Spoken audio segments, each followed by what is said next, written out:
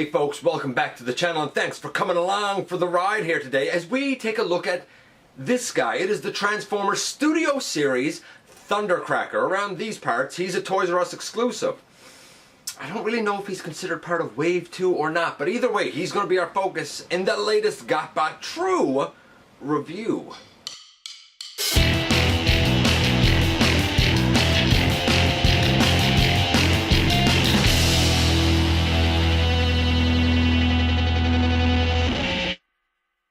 Hey one, hey all, I am your host, Dennis Moulton, aka GotBot. I am so very thankful that you've decided to drop by for a visit here again today.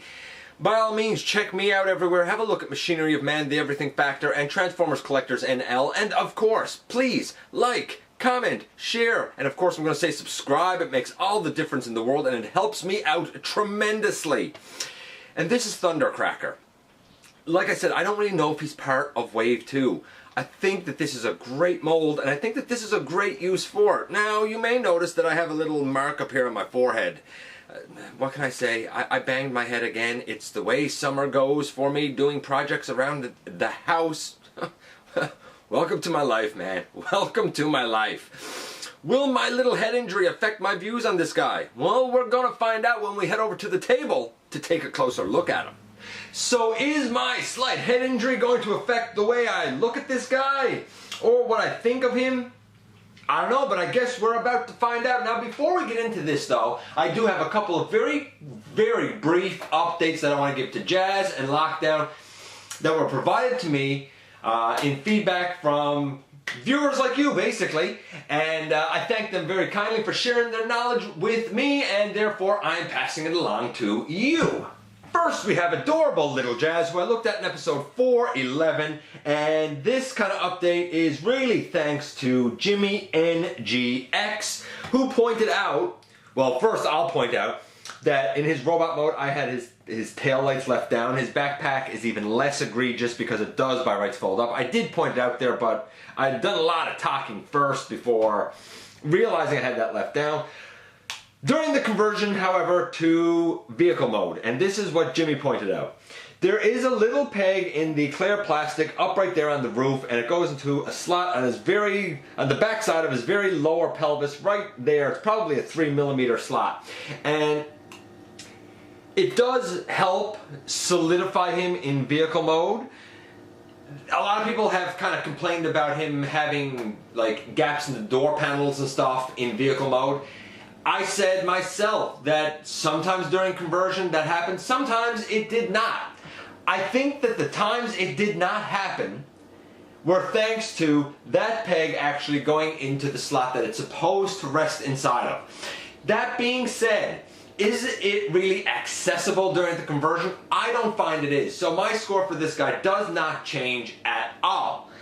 But if you know a way to kind of access, I guess, that area to make sure that the peg goes into the right location, good on you. Do I think it helps solidify things like Jimmy said? Yeah, I do. I think he is 100% correct. Do I think it's a little bit of luck of the draw if you manage to get the peg in the right location? Possibly. At least it is for me. On to update number 2 for our good friend, the bounty hunter from Cybertron that everybody loves, Lockdown. And this one is provided to us by a good friend of ours, Tytastic. I've done some voice work with him on a couple of projects, and good guy. Again, it doesn't change really anything for this guy. If anything, it makes his silhouette, in comparison to the movie, more accurate and correct. During my look at this guy in episode, I believe it was 412, I pointed out that the sculpting is fantastic. But I did neglect one thing that I didn't even know about during his conversion from robot to vehicle. I don't know if it isn't done in the package or if I just had the piece already transformed and didn't realize it or what, but I thought that his chest looked kind of flat in robot mode.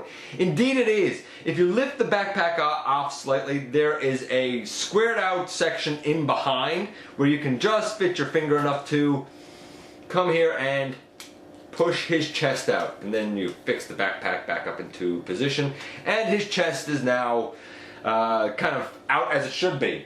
It does click in position, and putting it back for vehicle mode, same thing. You push it back, and it clicks back in.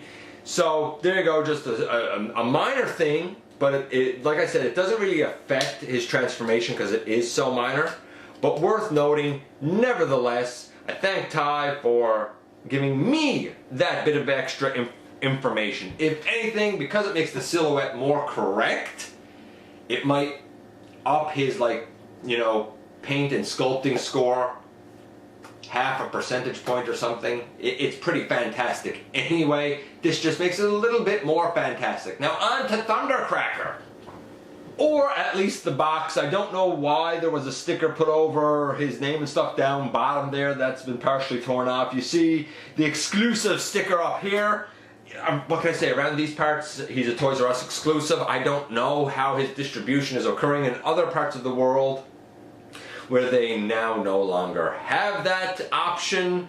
I don't know. I've heard like mixed reports that he's hard to get, and I've heard other reports that no, he's pretty easy to get, at least from online retailers.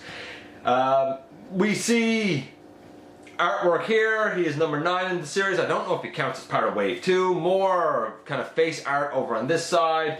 We have his entire like body, I guess, over here. And here he is on the back. I really do feel like this could have been the way that he, Skywarp, and Starscream could have looked from the beginning, and I think people really would have accepted these guys as the Seekers a lot better than what we got. Just like the earlier Nitro use of the mold, he comes with these, I don't know, missile pods, I suppose, and there is a 5mm port on them for storage in both robot and vehicle mode. And of course he comes with instructions, and they're pretty fine instructions all things considered, but I'm not going to use them. I'm going to try and do this guy today out of memory. I mean, who needs instructions, man? It'd be like me asking for a map. Although I don't have a great sense of direction, so I should probably ask for a map most of the time. Nevertheless, I'm not going to use these today because in the Nitro review I kind of covered how to go from robot to plane when he was Nitro, and then I went from plane back to robot with him as Thunderwing.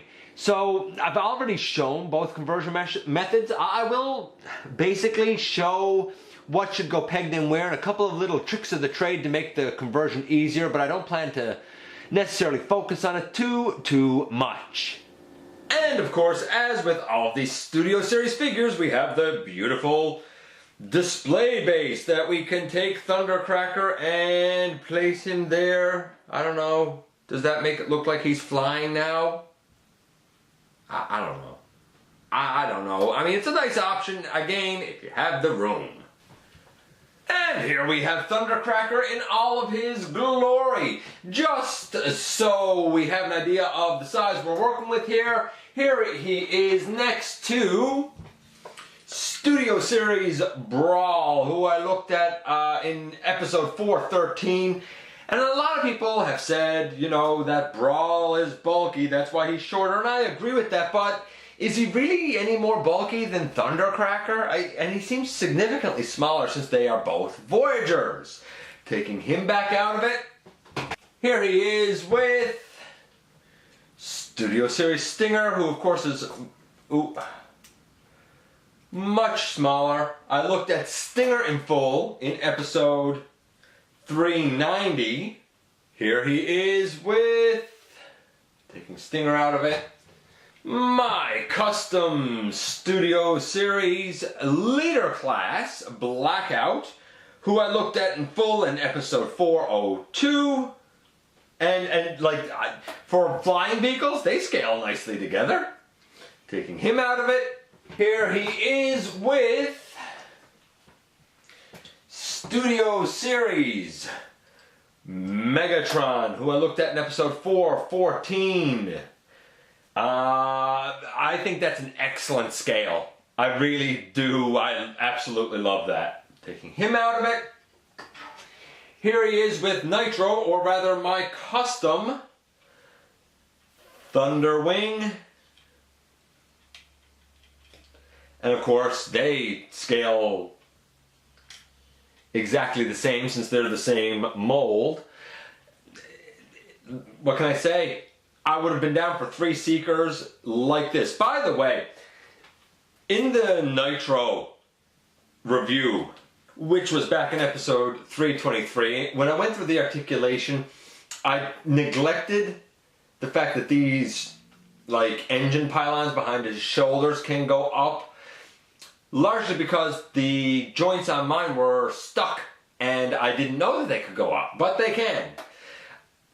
I'm just curious, I know that Thundercracker's head is on a Titan's Return peg, so I just wonder how the Thunderwing cranium might look on this. I didn't mean for that to fall over. And after some fiddling, not because of the port on this guy, but because of the connector piece on the Thunderwing head, I don't find it fits in anything well. I really don't. That's one kind of weakness I found with Thunderwing, and I found it with the Rodimus Prime Titan Master as well. They have the die-cast on, which is great, but I don't find that either of them connect particularly well to other Titans Return figures. But that's a complaint for another time. Nevertheless, you could use that head on this body, kind of no problem. You'd have to probably customize the colors a bit, but hey, it could certainly work. Yeah, I think that could work fine.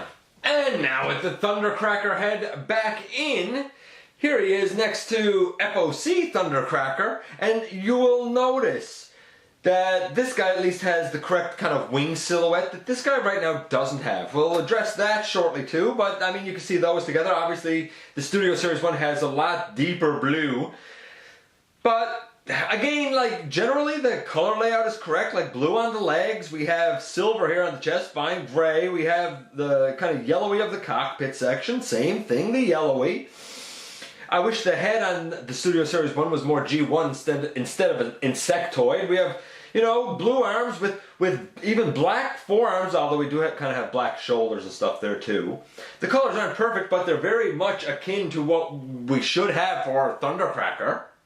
And taking him out of it. And here he is, just because it's very rare I get to do this. Here he is next to G1 Thundercracker, and this never ever did like to really hold that whole chest piece. Never did like to hold for me, sadly. But boy, what has this guy been through, you know? Look at that Decepticon symbol on his wing. Like, wow. What was little boy me thinking of? Oh, I know. I was thinking that these things were to be played with and have fun. So there you go. You can see kind of how he relates right to his original self. Now I mentioned the wings. Well, I think that his styling right now is pretty good, but we can make him a little bit more like a Seeker by unfurling his wings. And again, before I do that, again, they can go straight up here.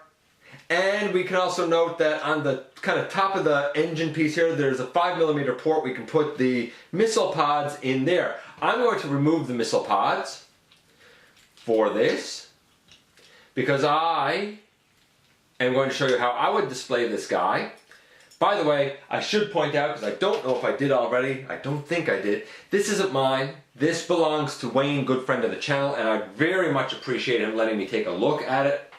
I already had the mold, and it just really didn't fit in my collection, but I think it's a fantastic mold as we're going through now.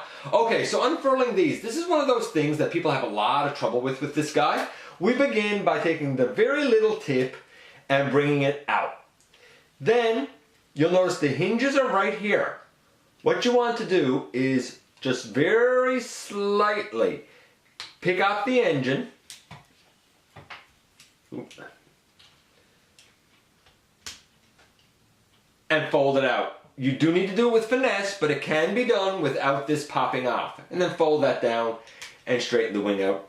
We'll say the rest of the way. And we'll just bring it down on his back for now and kind of flip it out right there. On the other side, let's see if I can do it without popping off that engine piece. Flip that piece out. Gently nudge the engine off, straighten it out, push that engine piece back down, fold this down, and angle it in. You will notice that there are 5mm pegs underneath the, I guess, engine pieces. And you can take your missile pod and put one there, and you can do the same over on this side. Getting that arm out of the way.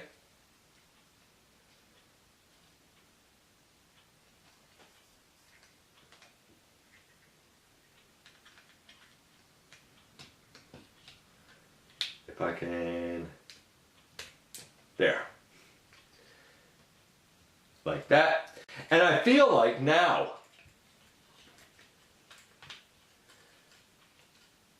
this may be a, if I can just get those pieces together, there, like that. I feel like this might be like a truer silhouette to the Seekers. This looks like the way I would expect a movie Seeker to basically look, and maybe we'll get something closer to this with Starscream, who knows? But I absolutely do dig this as a Thundercracker. I think it's great. Even if I didn't look at it off the bat and recognize it as Thundercracker because it's from the movies, I would look at it and say, well, he has like a blaster on this arm and kind of a blaster thing on this arm. He has, you know, the wings out. He's blue. He's probably Thundercracker. Like, that's who I would guess the guy at. Because of that, I'm going to give his colors, his styling, an easy 9. Easy 9. Yeah, I think that that's fantastic. What about his articulation? Well, again, for all the junk on this guy, you wouldn't expect it to be good. We already know that the wings can go, you know, up and down. And I mean, if you wanted, you could do something like that with them to kind of give that Seeker look, whatever. You can fold them all the way straight back. There's 4 hinges on each wing, so they can do anything you want. The head, it doesn't really look up or down much. It just wiggles because it's a Titan port. It does look left and right. The arms, the shoulders, well, they would, like, they can go forward, they can go back. Get that pad out of the way. Forward and back, no problem. Way out to the side. Actually, I think I just popped that shoulder out, but way out to the side. This one, same thing. Like, way out to the side. The shoulder pad gets out of the way. It can go forward. It can go back. We have 90 degrees at the elbow. We have a bicep swivel across the body. The hand can kind of swivel in and out a bit. Over here, I feel like the elbow might be, I don't know if it's getting caught up on something. Maybe the elbow's a little under 90 degrees here. We do have a bicep swivel. We don't have a waist, that's a shame. We do have legs that go well out to the side, full splits. They can go well forward. Can't really go back because of this section. I guess if you get that out of the way. No, actually they can't really go back because of the way the body is. We have a thigh swivel, we have a knee, easily 90 degrees. Even the kneecap moves, the feet go forward and back, but no ankle tilt.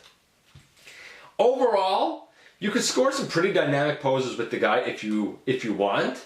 And his feet are big enough that they really do sort of support his weight quite well. No, his articulation is not perfect, but it's pretty strong. It's at least an 8. We had an 8. We had a strong 9. I'm even thinking about 9.5, but we're going to say a strong 9. This guy's easily, say, 8.5 to 8.75 so far. What about his transformation? And before we get into that transformation, here's one more group shot with a bunch of Decepticons. I don't have Starscream, he wasn't mine. So unfortunately I can't show him next to that. But I think he would scale well with it. Yeah, one more group shot here in robot mode. When I get the transformation done, because Starscream 91 was so nice to ask, I'm going to do something that I don't usually do and show him off with these guys in their alt modes as well. So what about that pesky transformation that so many people seem to complain about. I think it's kind of genius myself. But you really need to know what you're doing, and things need to be kind of done specifically. And there's a couple of like little pieces, tricks that you could easily miss if you're not paying really close attention. Now, like I said, I don't know how this is going to go because we're trying to do it without the instructions. I'm trying to do this from memory, so we will see. You know me, I like to start out with the easy things first, if I can. So, we come over to this side, and I know his fist goes folded in, and the cannon on his arm goes retracted. Perfect. We have that much done. I know over on this side, we can fold in these, I don't even know what they are. They're pieces, I know that, but I don't know exactly what they are. They fold in, and then these pieces fold down under his arm. And they come together at the bottom. And we can even come up here to his forearm and fold out his front landing gear. This entire arm is going to be the cockpit section. Then, and this part is worth noting, it is, I think, a nuisance. But you pull forward. Can I do it now? I should be able to do it now. Actually, here, let's kind of pull the shoulders out a bit. You come, and this whole kind of neck crest section needs to fold forward. Oh, actually, the instructions, I think, said to turn the head around. I could never do that without popping the head. But you're supposed to turn the head around, and then you pick this up. But you need to pay attention because this, where the actual port is, also needs to go flipped up. So you flip the neck section up, you bring the port out, the head should be turned around so that it's backwards, or at least it was on Nitro. I assume it is on this guy as well. And if you're like me, you popped the head off. And it should look like this, with the head back and this neck piece out. That's important to do because these two sections on the side of the neck are the rear landing gear, and if the head isn't pulled back like this, then it's going to be hanging down further than the landing gear, and you won't be able to kind of lay the plane down properly, and it will just look silly. We come to the legs and we split them and pull them out.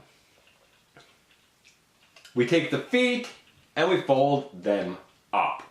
Now, I guess we can also pick up this section. It's the main section here on the back. We can pick it up and put this tail fin out. Of course, we have to get now this arm to the front here, where it's going to end up having to go pegged in. And this is a section that a lot of people get confused on and miss. Right here, you need to fold this hinge out. There's a hinge right there. You fold it out so that this entire arm section, arm and shoulder section, can come down. You turn this around and you tab it in. Then you need to bring this back up. But in doing so, you have a little shoulder pad here. And you need to make sure that that little shoulder pad is out of the way so that this whole section can come up. When you bring this section up, you bring in the entire hip piece and you rotate this leg like this at the hip joint all the way around, so that now it will be able to fold back when the time is right. It is a lot there, there's no doubt. Then we come to this side. So what do we do over here? This whole arm needs to come up.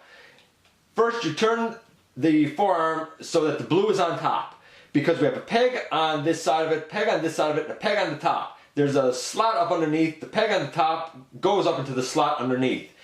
Do not put the arm's shoulder pad all the way down, because if you do, it's not going to fit correctly. And you need it to fit perfectly correctly in order for the peg in the top of the forearm to peg into the slot. And you'll notice I'm not getting it pegged in there right now. It's because I don't have this done correctly. Maybe it's that the shoulder pad should be all the way in. Like I said, I'm doing this without instructions now, guys.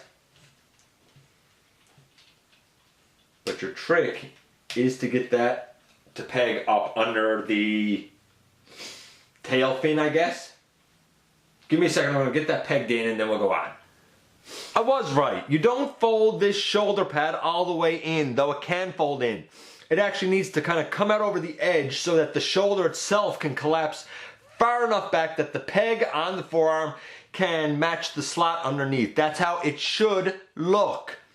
Okay, so now that we've got all of that locked in, we can deal with the legs next. With the legs, we have pegs, like I said, back here on the sides. And on the bottom of the feet, there's actually rectangular ports. And this should be able to fold all the way around now. This should be able to come down, and that foot should be able to go over that peg down there. Same on the other side.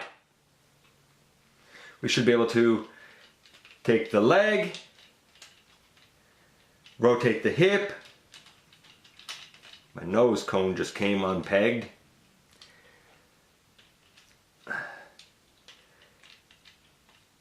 Rotate the hip all the way around and bring it down. I'm just going to reposition things so that we can see what we're doing here a bit better. And now I've got the feet pegged on over those pegs on the edge. The leg kind of goes in under a little section of the chest, and I guess hip pieces are squared up with the cockpit section. This is how it should look underneath. You can also even push the head back a little bit with the rear landing gear. And that's how underneath should look. If yours looks like that, it's correct. If it don't look like that, well, double check what you have done, because that's exactly how it should look. Then we come to the wings. And on the wings we have a little peg right there, probably a 3mm peg, and it goes down into one of the screw holes for the shin piece. So you should be able to straighten that up and bring it down, and it should peg right in there. Straighten up the other one, bring it down, and it would peg in the same location, down in the shin piece, and in the end, boom, here is Thundercracker in his magnificent plane mode.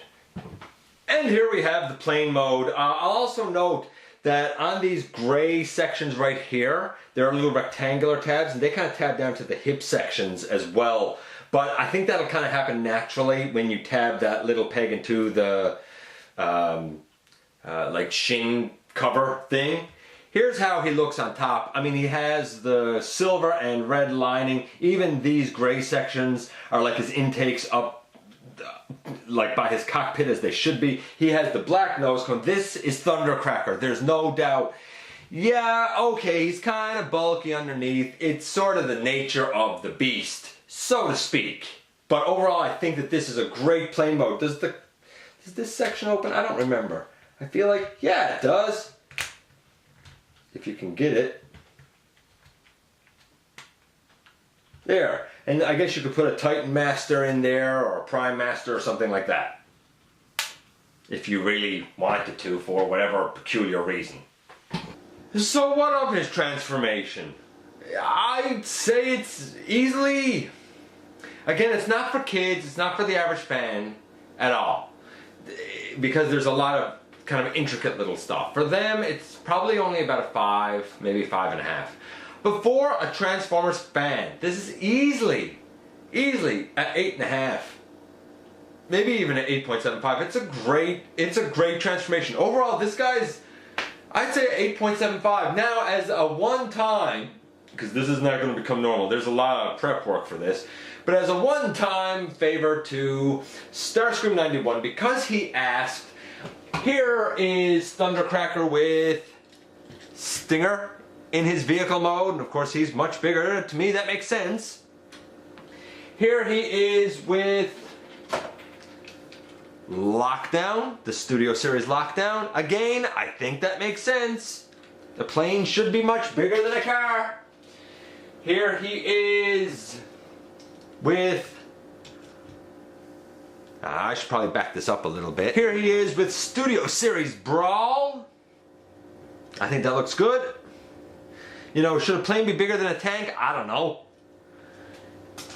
Here he is with Studio Series Megatron in his tank mode. Here he is with, awe-inspiring really, Blackout. And Blackout is much larger. I don't know if that's accurate or not. I don't care. Blackout looks glorious. I'm going to, again, show off with all of these guys now before we head out of here.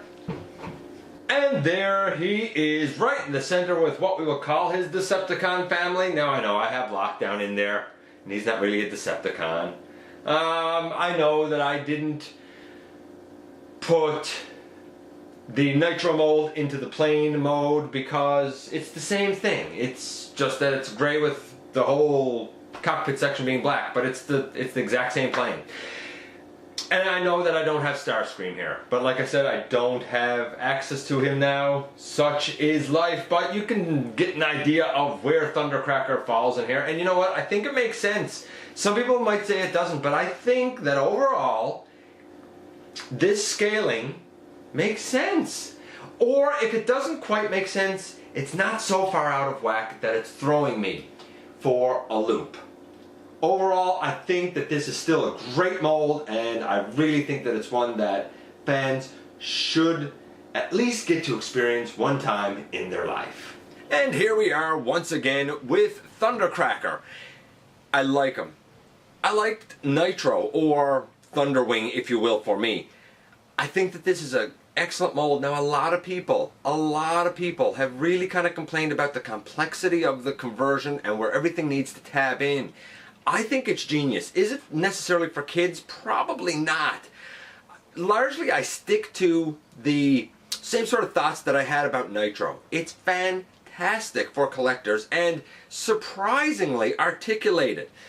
I personally, for this version, would indeed leave those wings you know, splayed out so that he has more of a seeker look, and I still believe that had he and Thundercracker, or Skywarp if you will, and Starscream had this look from the very beginning, I really think that a lot of people could have kind of bought into the idea of the movie seekers better than they did. Who knows, maybe we'll get something closer to this when we have Starscream in the Bumblebee movie. Time shall tell.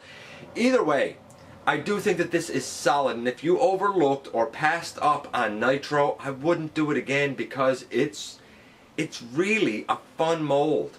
It really is, with such an interesting transformation, albeit complicated in places. Still, it's kind of genius the way that it turned out, at least in my opinion. Let me know what you think about this guy. You know I love to hear your thoughts on these little plastic robots. As always, I'm going to say thanks for dropping by, giving me some of your extremely valuable time. Please, again, hit that subscribe button. It makes all the difference in the world to me and is such a huge help. And I very much look forward to the next time that you and I get together to have another visit. Very soon, hopefully. Right here, inside the videos.